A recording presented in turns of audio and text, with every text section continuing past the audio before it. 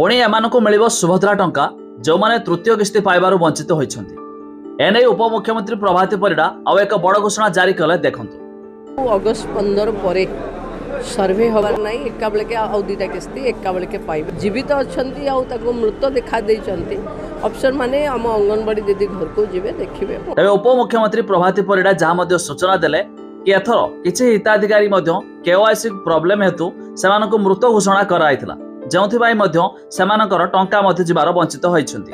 तबे सेमानकु आउ एक जांच परे सेमाने मध्ये पुणे पाइ पारिबे टंका। संपूर्ण अपडेट जानिबा ता पूर्वरु वीडियो को लाइक करंतु, सब्सक्राइब करना थिले एबे सब्सक्राइब करी पाखर थिबा घंटी चिन्ह को दबाइ दियंतु।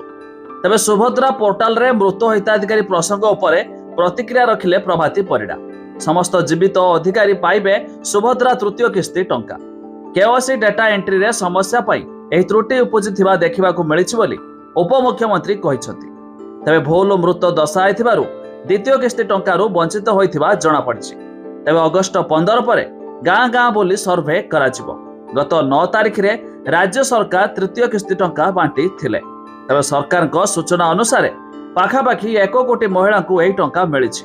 तबे आउ जो हिताधिकारी बाकी रहिचंती सेमानक खाता को पुणी थरे आउ एक डेट रे मध्य बंटन कराजिबो तृतीय किस्तीर टंका। अर्थात जो माने द्वितीय न पाइथिबे तबे सेमानकु एका बेले 10,000 टंका, जो माने दुईटी किस्ती पाइछंती सेमानकु आउ एक किस्तीर 5,000 टंका, एमिति टोटाल जो माने पाइ नांती सेमानकु एका बेले 15,000 टंका बंटन हेबो बोली सरकार मध्य बड़ घोषणा करिसंती। तबे जदि आपनक सहित एमिति होइछि आपनकर स्टेटस कटि जाइछि तबे आपण चाहिले निकटतम बा आपणकर अंगनवाड़ी केन्द्र मान सहित साक्षात करी आपण मध्य निजर कंप्लेन मध्य तांको देई पारिबे, जा फरे सेमाने सर्वे करिवे और आपणकर नाम मध्य जोड़िबे। तबे अधिक जानिया पई वेबसाइट लिंक आमे डिस्क्रिप्शन लो देइछु, आपण माने जाय मध्य चेक कराई दियंतु।